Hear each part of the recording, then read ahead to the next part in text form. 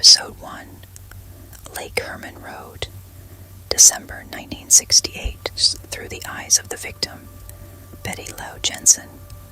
I am 16, and tonight I was getting ready for my very first real date, spending hours spinning in front of the mirror in my room. My parents are very strict. They made David promise he would bring me home at exactly 11 p.m., and I was so afraid of being late. After the school Christmas concert, we drove in his old Rambler to the outskirts of town, to the quiet dirt shoulder of Lake Herman Road. We just wanted to be alone together, listen to the radio, and talk about the future away from strict parental eyes, enjoying the silence. I noticed that the headlights of the car following us were turned off, despite the darkness, but decided that the driver simply forgot to turn them on. All around is absolute black December emptiness, only the moon dimly lighting the hills, and suddenly a strange car brakes sharply next to us. A blinding, cruel light from the headlights hits my eyes. I instinctively cover myself with my hand, and then the silence of the night is shattered by a dry, terrifying pop of a gunshot. Someone shot through our rear window. The door opens, and a dark silhouette with a rough, almost inhuman voice orders us to get out into the freezing wind. I am shaking with animal terror. I jump out onto the asphalt and run as fast as I can into the darkness, begging God for help.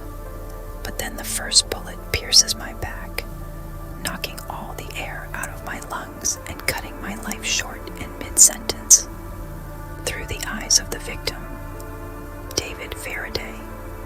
I am 17. I am the captain of the high school wrestling team, a proud Boy Scout with an eagle badge, and I am always used to protecting those who are weaker. I took my mom's car to impress Betty Lou, and I felt like the happiest guy in the world on this Christmas Eve. But right now, kneeling in front of a stranger's gun barrel, I feel a blood-chilling helplessness and panic. I see my girl running away in terror, and only one thought beats in my head. I have to stall him, rush him, win her at least a second of life. I take a desperate step forward, tensing every muscle to knock the weapon out of his hands. But the flash from the muzzle blinds me before I can even raise my fist. The next moment, the world collapses with a deafening ring. I fall onto the cold gravel, hearing the gunshots fading into the darkness, and my consciousness fades forever, leaving me lying by the open door of my car. Through the eyes of David's mother, I sit in the kitchen, looking at the cold dinner and nervously glancing at the wall clock. The hands have passed midnight, and my golden boy is still not home. He never broke his curfew. He was always my straight-A student, the pride of the family, and somewhere in the distance I hear the wail of police sirens that send a chill down my spine. When a heavy, official knock comes at the door, and I see two police officers with pale faces on the threshold, my mother's heart instantly shrinks into a painful, unbearable knot. They say words that make absolutely no sense. Found by the car, Lake Herman Road, passed away on the way to the hospital. This senseless, completely unmotivated brutality destroyed our lives for decades to come. We started a Boy Scout charity in his memory, but every single day, into my deep old age, I woke up with the exact same thought. Why did this faceless monster execute two innocent children? Episode 2, Blue Rock Springs Park, July 1969, through the eyes of the victim, Darlene Farron. I am 22 years old. I have a little daughter, Dina, and a husband, but my life is full of secrets and a constant gnawing fear. Today is Independence Day. Fireworks are going off just finished my shift at Terry's Waffle Shop and arrived at the Blue Rock Springs Park parking lot with my friend Mike. Lately, I feel like someone is watching me. Some creepy man is constantly looming in the background of my life, bringing strange gifts, and I flinch at every passing car. Suddenly, a dark car parks nearby. A heavy-set man gets out with a massive flashlight that blinds us like a spotlight. I think with relief that it's just a patrol cop who is about to ask for our IDs for parking at night. But instead of words, there is a deafening roar. The glass shatters into pieces, and a sharp, scorching hot pain pierces my body, through and through.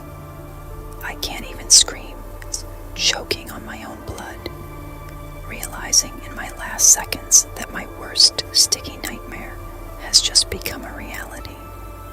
Through the eyes of the survivor, Mike Michaud. I am 19 years old, and because I was always skinny and easily got cold, on that July night I put on several layers of clothes, 3 sweaters and a pair of pants. I am sitting in the passenger seat, lazily sorting through my papers at the request of the approaching cop, when this bastard with the flashlight just starts silently shooting us at point-blank range. A bullet pierces my neck, my jaw, my shoulder. From the shock and wild pain, I throw myself into the back seat, moaning and twitching in a pool of blood. The layers of clothing slowed the bullets a bit, saving my organs, but I hear him walking away to his car. With my last ounce of strength, I start groaning in pain, and that sound makes him stop. He cold-bloodedly returns and shoots us again, right through the shattered window, to guarantee he finished the job. I survived by a miracle, carrying these scars and this primal terror through my entire battered life, hiding from the public. But I forever remembered his round, meaty face and absolutely empty, dead eyes. In the light of that damned flashlight, through the eyes of Darlene's sister, Pam. When my sister Darlene was killed, our family didn't just plunge into deep mourning. We fell into true paranoia and a media hell. I always knew someone was watching her. She was deathly afraid of one specific person, and now this nightmare took her from us, leaving her little daughter an orphan. The worst part was that a couple of hours after the murder, this psychopath himself called the police from a public payphone, taking responsibility for both Darlene and last year's teenagers in a mockingly calm voice. Later, strange, frightening, silent calls began coming to our house in the night. He reveled in his power, and we were left with shattered lives, endless interrogations, and the horrifying realization that a monster was walking somewhere nearby, possibly reading the morning papers about our tears and smirking at his impunity. Episode 3, Lake Berryessa, September 1969. Through the eyes of the victim, Cecilia Shepard. I am a college student, and Brian and I set up a lovely picnic on the secluded shore of the picturesque Lake Berryessa, spreading a blanket on the grass and enjoying the quiet, sunny autumn day. I am reading a book, but suddenly, in my peripheral vision, I notice a man hiding behind the thick trunks of the oak trees. He appears and disappears, inexorably approaching us, and my heart begins to beat anxiously. When he steps out into the open, I am paralyzed with absolutely inhuman terror. He is wearing a black square executioner's hood with eye slits, and on his chest is painted a huge white cross in a circle. In one hand he has a gun, in the other a bunch of pre-cut nylon ropes, and in a cold, monotonous voice he orders me to tie up my friend. My hands are shaking so much I can barely tie the knot. I cry and pray that he will just take the car keys keys, the money, and leaving us alone through the eyes of the survivor, Brian Hartnell. I am lying on my stomach, tightly bound with nylon rope, and trying to calm down this madman. I calmly tell him that I will give him all the wallets and keys, trying to start a conversation with him to lower the tension. He talks some nonsense about escaping from a Montana prison, about needing a car to escape to Mexico, and I start to believe that we will survive this robbery. But suddenly, without a single word of warning, I feel the heavy, long blade of a hunting knife plunge into my back with incredible force. One strike, a second, a third, a sixth. The pain is so piercing, deep, and shocking that I almost lose consciousness. But the most terrifying thing is lying face down in the mud and hearing the piercing screams of Cecilia, full of unbearable animal pain, whom he is brutally cutting right next to me.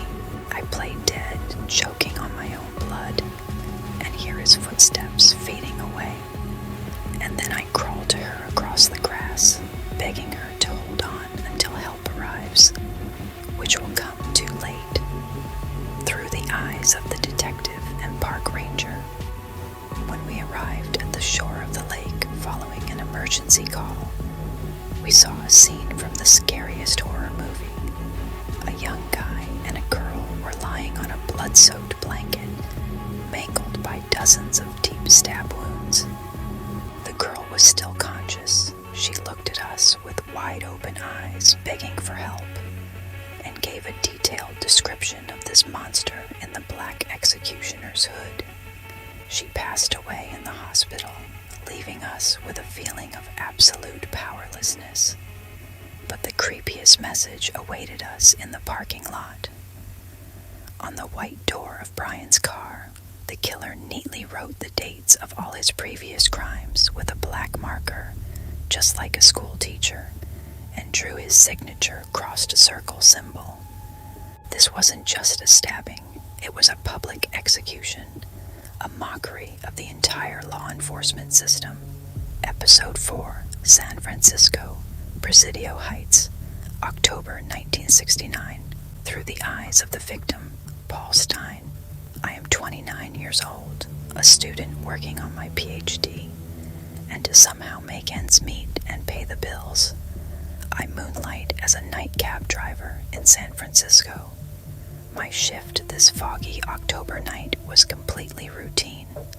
In the theater district, a heavy-set white man with glasses gets into my yellow cab and asks me to take him to the wealthy, quiet neighborhood of Presidio Heights. We reach the requested intersection.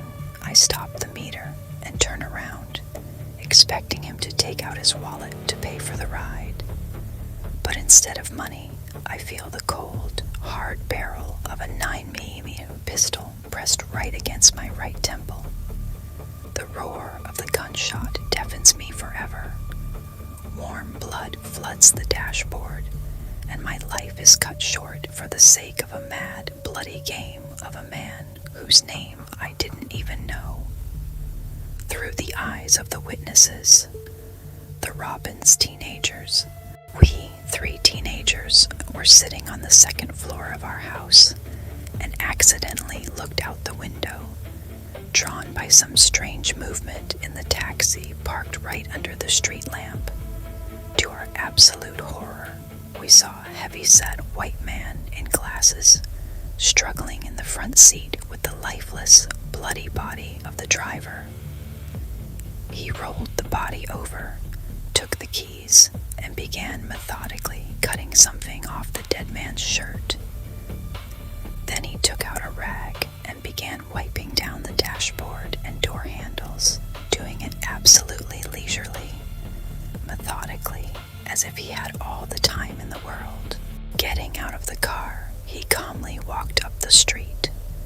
We immediately called the police in a panic, screaming into the phone that a man had killed a cab driver. But in the chaos of the night, someone made a fatal mistake. Through the eyes of the patrol officer, Don Fook. My partner and I were rushing to the call with our sirens blaring just a couple of minutes after the call.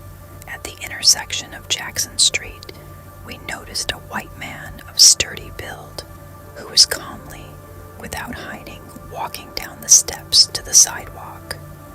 Because the dispatcher on the radio clearly told us to look for a black suspect, we just drove past without even slowing down to ask him questions. Only upon arriving at the crime scene and speaking with the terrified teenagers did I realize the full scale and horror of what had happened. That very calm pedestrian I saw a couple of minutes ago in the headlights was America's most wanted serial killer. This thought haunts me my whole life, tormenting me with insomnia.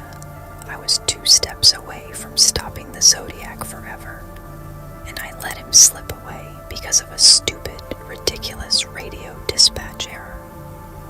Episode 5: Media Terror and Aftermath.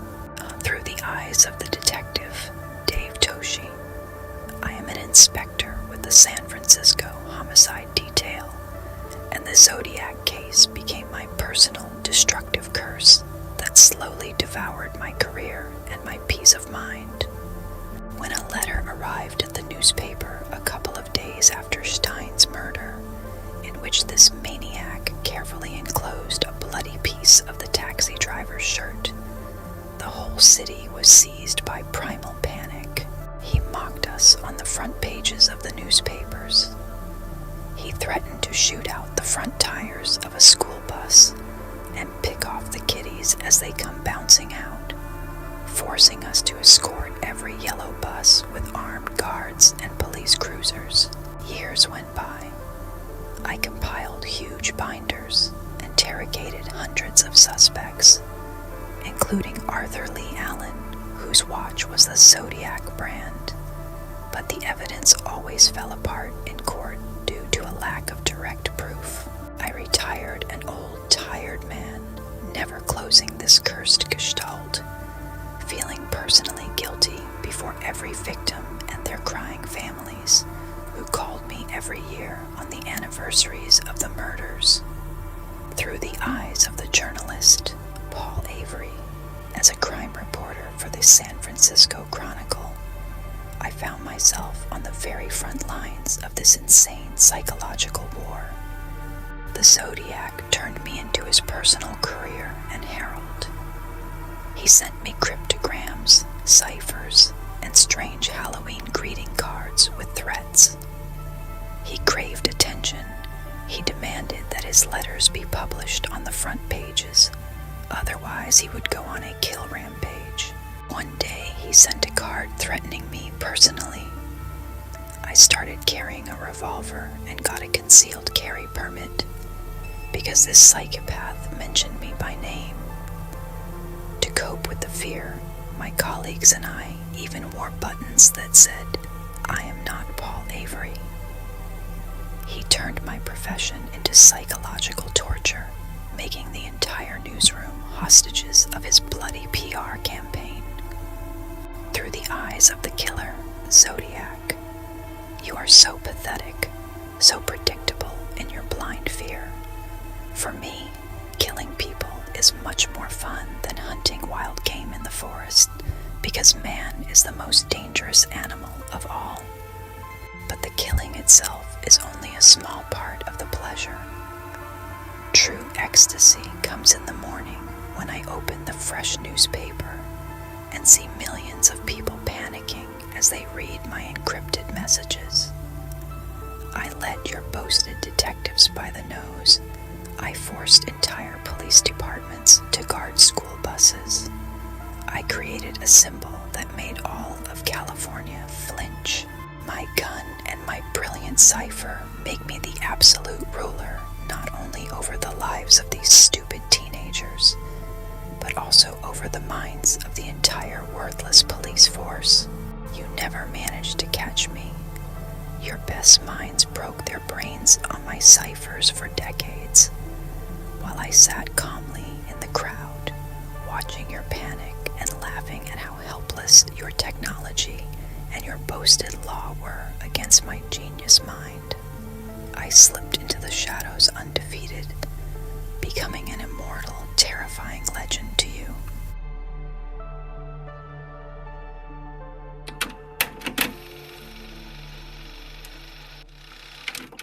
Putting emotions aside, here is the dry chronology of this unprecedented case. The Zodiac officially committed 5 proven murders and wounded 2 between late 1968 and October 1969 in Northern California. In his letters, he claimed 37 victims. He became the first serial killer in history to use the mass media to create mass terror, sending threat letters and cryptographic ciphers to newspaper editorial offices. His most famous cipher, the so-called Z340, consisting of 340 characters, remained unsolved for over 51 years. Only in December 2020, an international team of enthusiast programmers using supercomputers managed to crack it. In it, the Zodiac wrote, "I hope you are having lots of fun in trying to catch me. I am not afraid of the gas chamber because it will send me to paradise all the sooner." Despite thousands of suspects, the most famous of which was Arthur Leigh Allen, who died in 1992, official DNA testing has yielded no definitive match. Even advanced genetic genealogy, which helped catch the Golden State Killer, applied to DNA from old Zodiac stamps, has not yet produced results. Every few years, independent groups of detectives, for example the case breakers, and publicly declare that they have solved the maniac's identity, naming new names, but the FBI firmly refutes these sensations every time. The Zodiac case remains 100% open and unsolved to this day. Psychological breakdown. Take a deep breath, exhale the tension, and let's break down this case from the perspective of clinical psychology, because several destructive phenomena are intertwined here. First, the Zodiac himself is a textbook example of malignant narcissism, where brutal sadistic tendencies merge with absolute megalomania and a god complex. The murders were merely an instrument for psychological terrorism. By creating complex cryptograms and demanding front-page publication, he artificially built twisted parasocial interactions with the public. Journalists like Paul Avery became hostages in this sick game, suffering severe induced trauma due to direct threats. Second, we see the phenomenon of vicarious trauma and an acute guilt complex among law enforcement. Patrolman Don Fook, who drove past the Zodiac due to a dispatcher error, and Detective Dave Toshi, who devoted his entire life to the investigation, became secondary victims. The inability to stop evil leads to professional burnout and severe depression. Third, the survivors, like Mike Majot and Brian Hartnell, face destructive survivor's guilt. The human psyche cannot rationalize why they survived while the person next to them died, which often leads to self-destruction and social isolation for decades. Finally, for the families of all the victims, this unsolved case formed the severe clinical phenomenon of ambiguous loss. When the perpetrator is not found and the case, as officially confirmed by the FBI, remains open to this day, the human brain cannot close the gestalt. There is no final point, no justice. The Zodiac parasitized on this feeling of incompleteness, feeding on the fear of society. Author's comment and farewell. The Zodiac story is a terrifying reminder that sometimes evil has no face, and monsters don't always get their just desserts in a courtroom. This case forever changed global criminology, forcing police to take a new look at killer profiling, encryption, and interaction with the media. Our main goal in the Victim Path project is not to scare you for entertainment, but to show the real nature of the human psyche and teach you to be vigilant. Every Zodiac victim was someone's child, lover, sibling, or friend. David, Betty Lou, Darlene, Cecilia, and Paul. Their cut-short lives deserve to be remembered as living people with their own dreams, and not just as lines in a maniac's encrypted letters. If you watch this deep breakdown to the end, write the code word Zodiac in the comments so we can see our most resilient and attentive viewers. Take care of yourself, always trust your instincts, and see you in a new investigation.